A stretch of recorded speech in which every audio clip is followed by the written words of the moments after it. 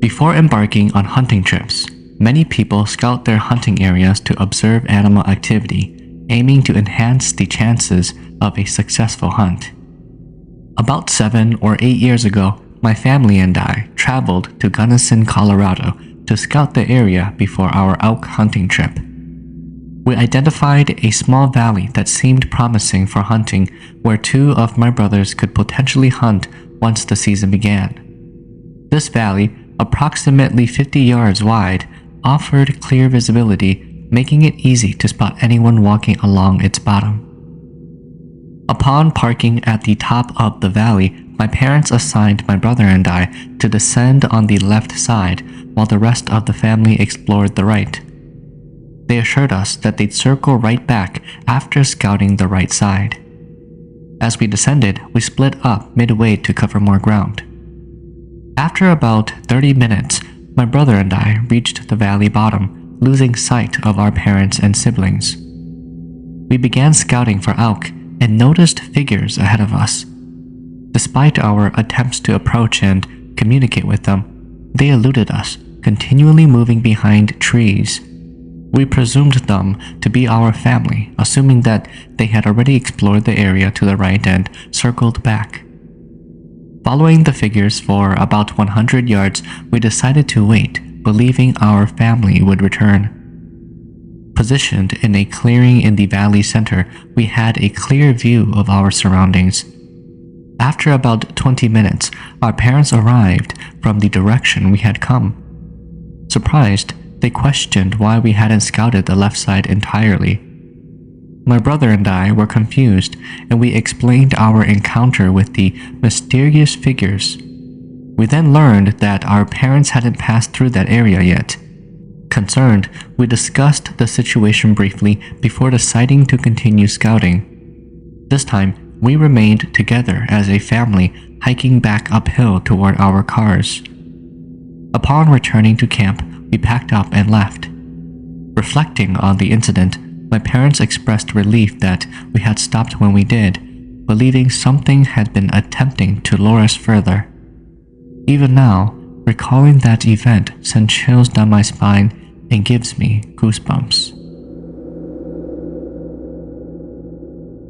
I've heard this story from way back, and I've shared it with numerous people, always managing to spook them out, especially during camping trips. It's fall in the Midwest, with leaves turning beautiful red and yellow shades, ready to carpet the forest floor. A group of guys set out early on a deer hunting trip, each armed with a radio, venturing onto their individual paths. The group dynamics should work in their favor, as they always split the kills among themselves.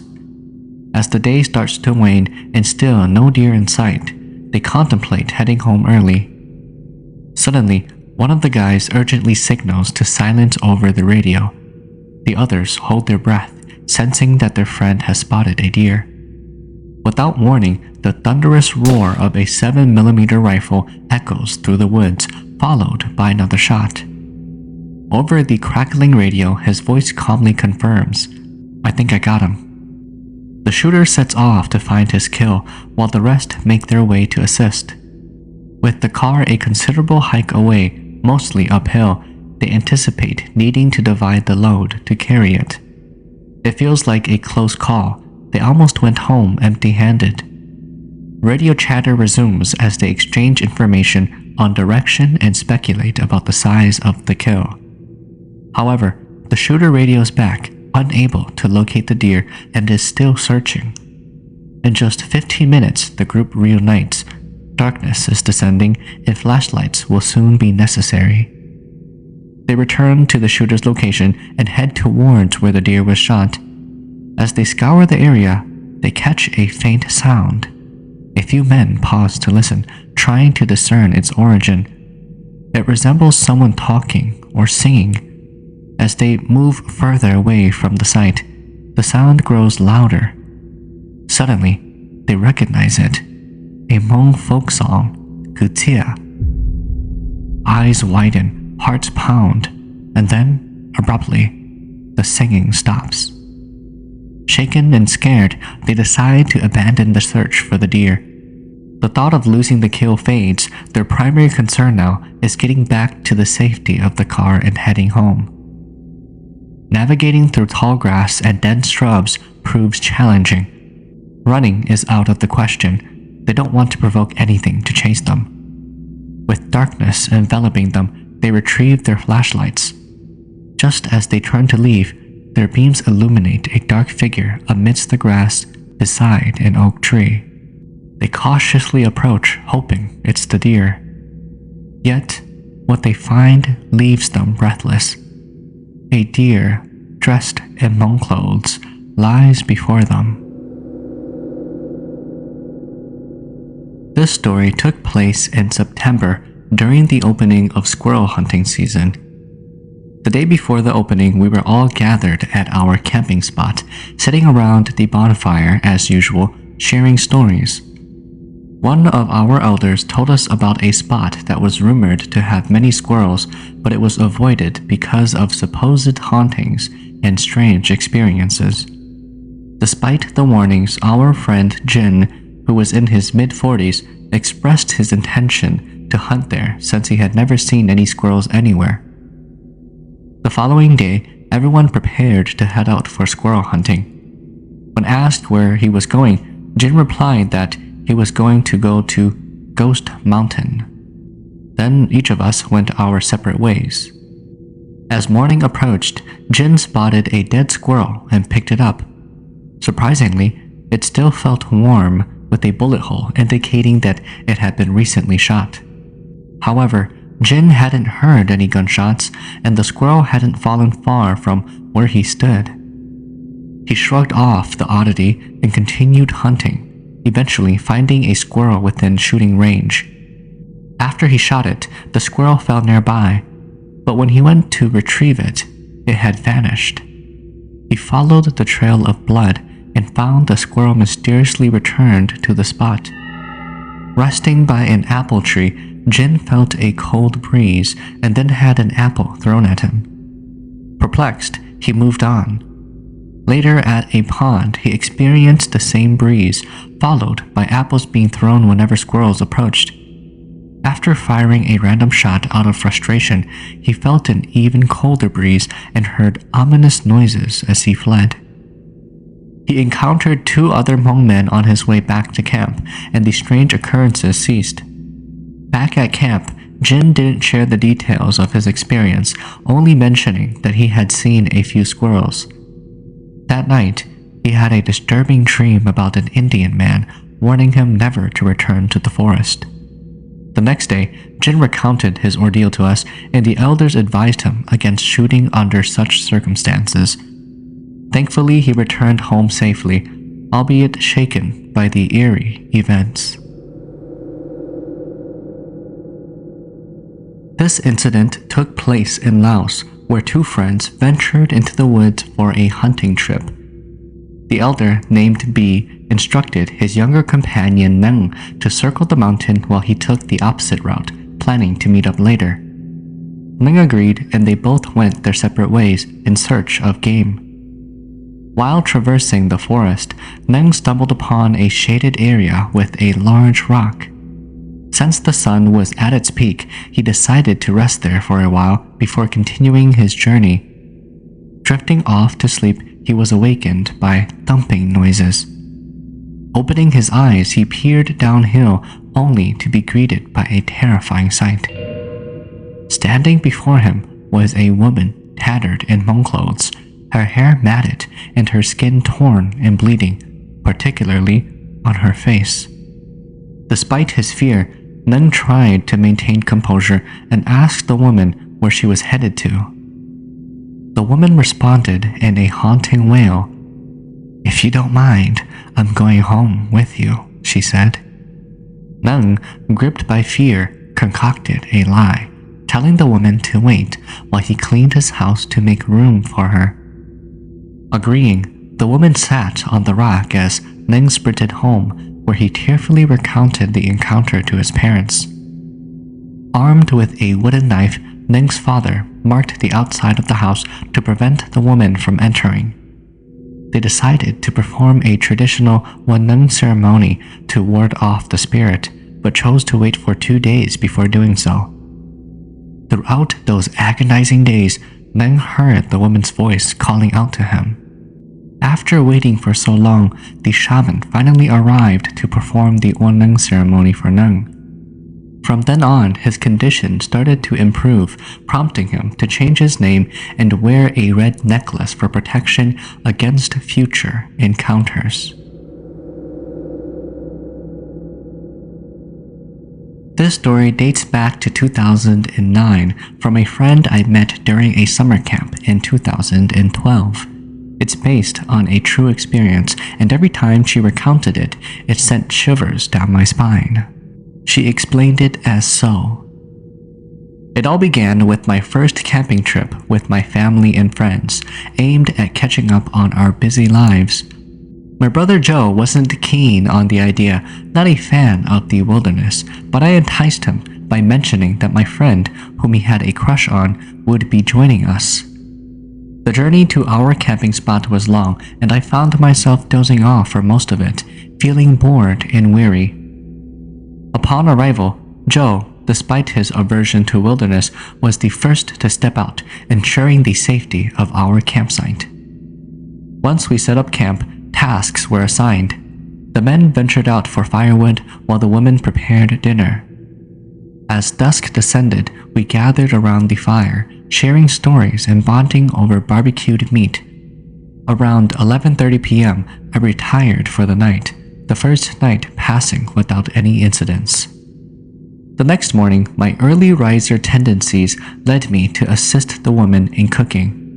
Meanwhile, the men set off for hunting and fishing, though Joe opted out, choosing to wash up near a stream instead.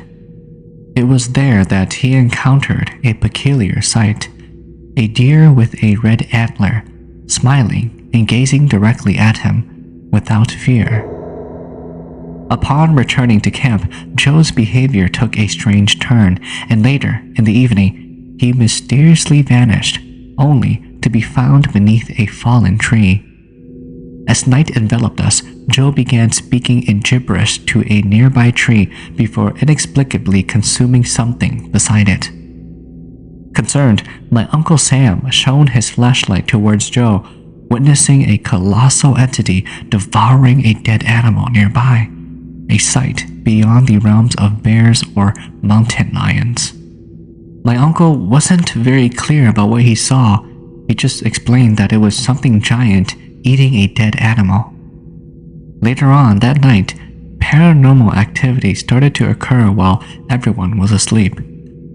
I happened to wake up from an unexplained sound in the forest.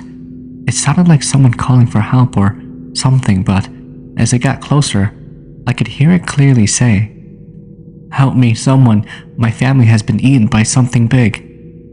But that thing scared me so much that I could not pull myself together, because it was coming up from the tree near my brother's tent. These sounds and occurrences did not stop until dawn. That morning, I was so weak and pale, and so was my brother. After everyone knew of this, we all started to pack up without a word. Once we got back home, my grandmother performed blessings for us. During this process, I went unconscious and was told that I was possessed by a spirit of some sort. I went wild like an animal, thrashing my limbs around. I only then woke up to find myself bound to a chair with red and white strings on my legs and wrists. For my brother Joe, he was okay after that, but after this incident, we never went camping ever again.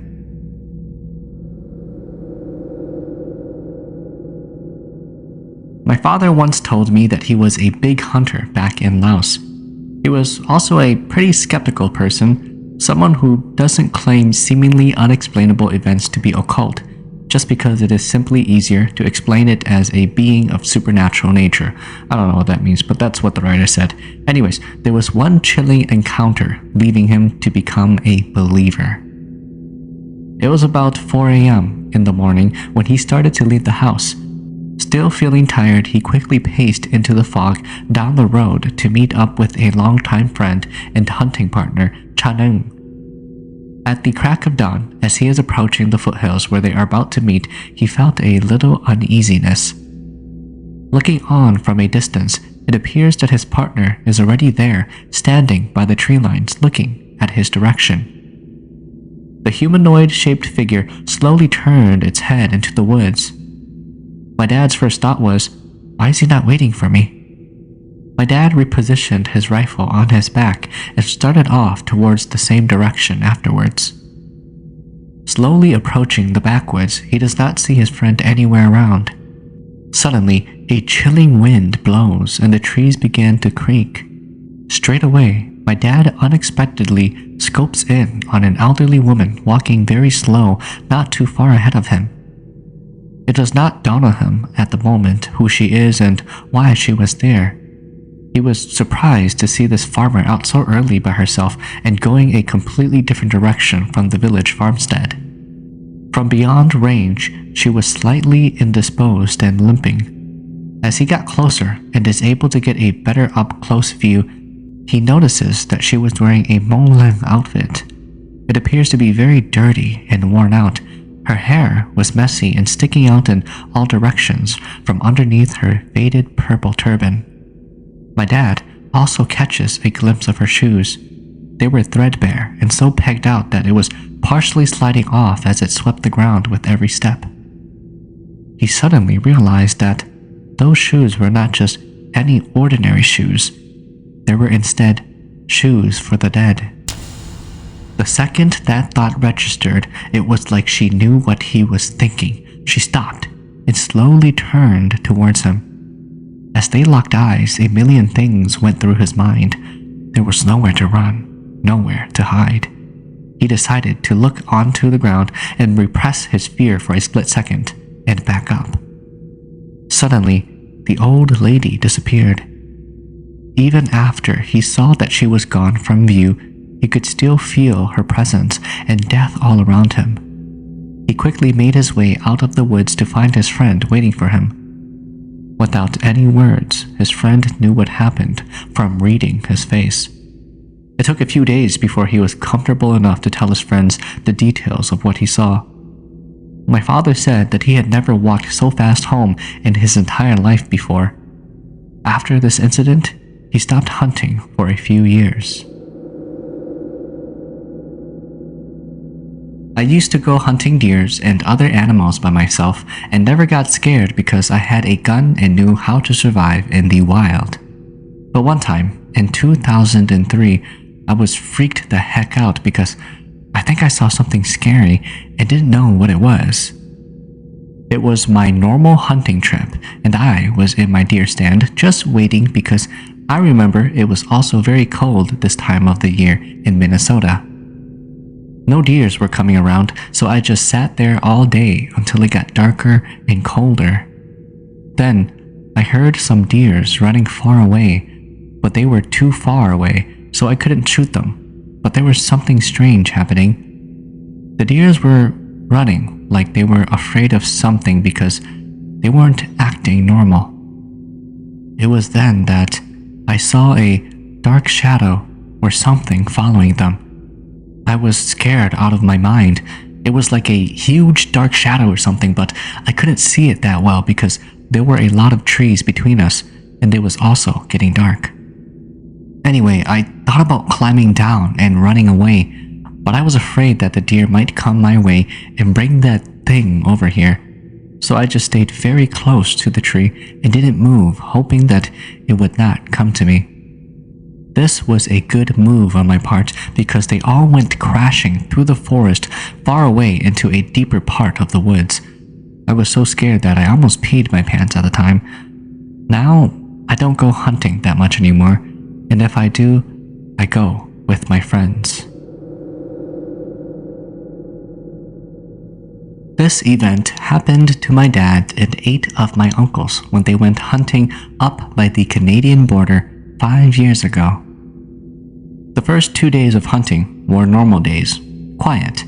It wasn't until the 3rd day when one of my uncles noticed a large ape-like creature in the woods. He described the ape like Bigfoot, tall, long arms, and a long, dark coat of fur. It also gave a horrible stench. My uncle told everyone, and they all got scared. With this, they decided to head home that same night because they already knew what it was. Around noon, they packed up all their equipment and headed back home. Not even 4 minutes into the drive home, it got dark out and windy. During that strange phenomenon, you could hear trees fall in the distance. They heard a cry or a roar that they'd never heard before. Still, my dad and uncles kept on driving. Then, one of my uncles grabbed his handgun and shot a few rounds out the window. My other uncles did the same thing, and next thing you know, the cries got louder and louder. Wow, they got a lot of ammunition. Out of nowhere, something large landed on my dad's truck. My dad slammed on the brakes and that thing flew off into the front of the truck.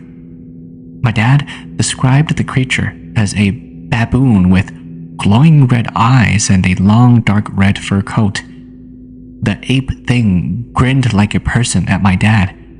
My dad stepped on the gas pedal and ran it over, and so did the other two trucks. Then, one of my uncles took out a flash grenade. What? He tossed it out of the window, and they drove away fast. All they saw was the flash, and then the sun came out, and it wasn't so windy anymore. When my dad got home, he checked on his truck, and the trunk of it was messed up. The hardtop was indented. One of the rails on the side of the trunk was gone, and the back window was broken. There were pieces of long, dark red hair stuck on the crack of the window. Okay, I lost it at the point where he pulled out the flash grenade. The handgun shooting out the window, I can understand, but the flash grenade, what is this? Like, what the hell's going on? Anyways, thank you for listening. Subscribe.